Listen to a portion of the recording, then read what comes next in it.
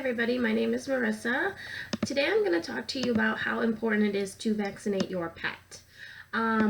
Vaccines lead to the risk of diseases, decrease the risk of diseases, as well as there are quite a few benefits that come from vaccinating. The first vaccine that would be important to vaccinate a dog for would be distemper. The distemper vaccine covers against the serious viral disease that dogs are at risk for. It attacks the central nervous system, which can cause spasms, seizures, and paralysis. The symptoms found under this lower the immune system, which allows secondary infections to produce the diverse clinical symptoms. It's transmitted through the air, through animals' breath, and all dogs appear to carry the seeds of distemper in their system. It's a serious disease, and when treated, 50% of dogs with distemper will die. Due to the vast array, it could be the symptoms, it's hard to determine the most appropriate remedy. Treatment of dogs who survive distemper will continue to exhibit signs of paralysis and seizures. Distemper is given to puppies and dogs at 8 weeks, 6 weeks, 8 weeks, 12 weeks, and 16 weeks. And then it is boosted yearly after the first year, and then again after the next booster after that will be 3 years. With distemper, then distemper is combined with the parvovirus, which is a disease that appeared in the 1970s. It was a canine form, and it came from feline viral entitis, which is that the virus jumped through dogs which were in contact with cat stool that was infected, or it mutated the production of the distemper vaccine, which was cultivated on infected cats with kidney issues. The disease is only a real concern in puppies because 90% of dogs over the age of 8 weeks will survive the infection without complication, while death in mature, healthy dogs is completely almost never heard of. While mature dogs usually exhibit a type of diarrhea and enteritis, young puppies are at serious risk of heart failure and chronic cardiac problems. Vaccinated puppies don't respond too well as treatment is unvaccinated due to the symptoms produced by the disease. They want to vaccinate for the parvovirus virus. It's given again at 12. It's given at 6, 8, 12, 16 weeks along with the distemper vaccine. Another vaccine that is important for animals is the kennel cough vaccine. It was believed to become the result of overcrowding and stress produced by boarding many dogs together, such as in kennels, doggy daycares, grooming. The Bordetella bacteria is commonly associated with infection.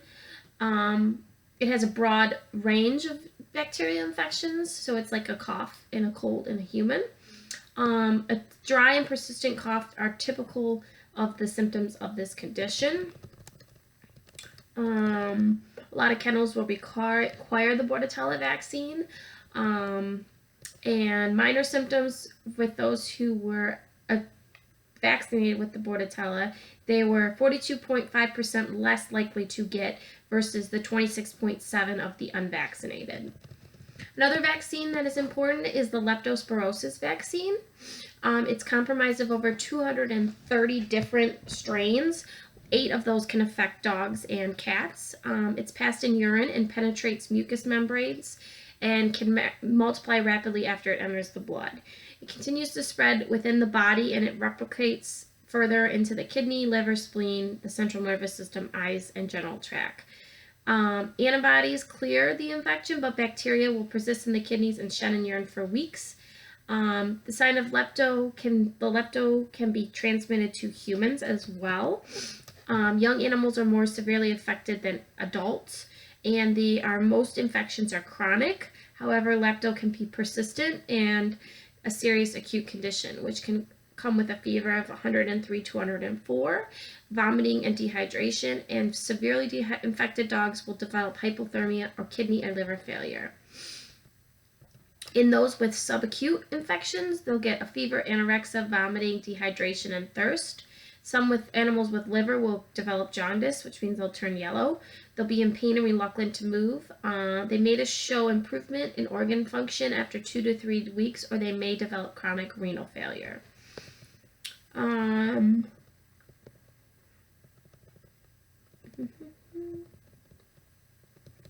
So overall, it is very important that all your animals are vaccinated. Another vaccine that would be important for your animal would be the Lyme vaccine. The Lyme vaccine is given at 12 weeks of age for a puppy. It is then boosted again 3 weeks after. The Lyme vaccine protects against tick-borne diseases. There are 4 different tick-borne diseases that you can get from the Lyme vaccine that a puppy could pick up from the. So the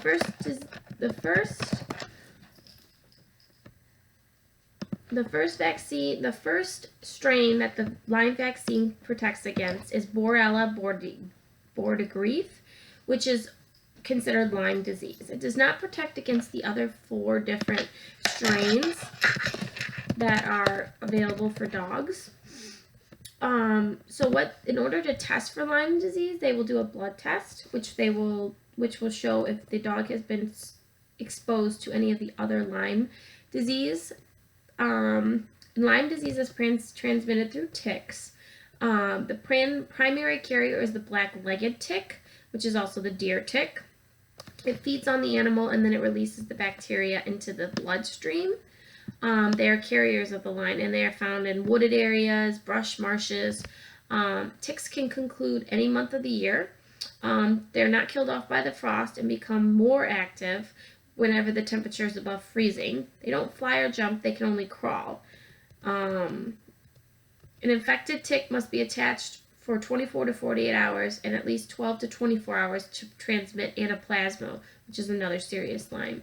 Lyme disease symptoms will include fever, loss of appetite, lameness, swelling of joints. Some can progress to kidney failures. The antibody test is what is used to test if the dog has been exposed to Lyme vaccine.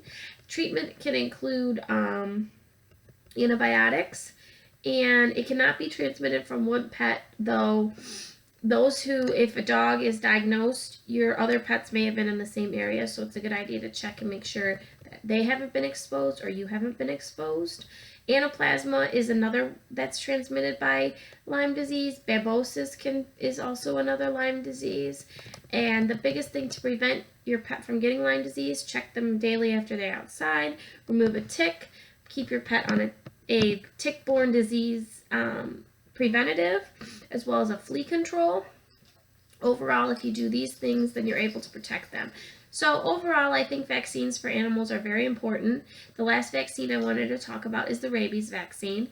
Rabies is 100% preventable if an animal is vaccinated. The vaccine is given at 16 weeks of age. It lasts for 1 year, and then it is boosted again, which will get it to last for 3 years. Even though you don't say your pet goes outside, it's not around other animals, there could be an infected bat in your house that carries rabies, which could transmit to your pet. So why not just vaccinate? So overall, vaccines are very important for animals, and I feel that everyone's pet should be up to date on vaccines. If you can't afford vaccines, there are low-cost clinics at the Humane Society that is able to help vaccinate your pet at a low cost to you based on your income.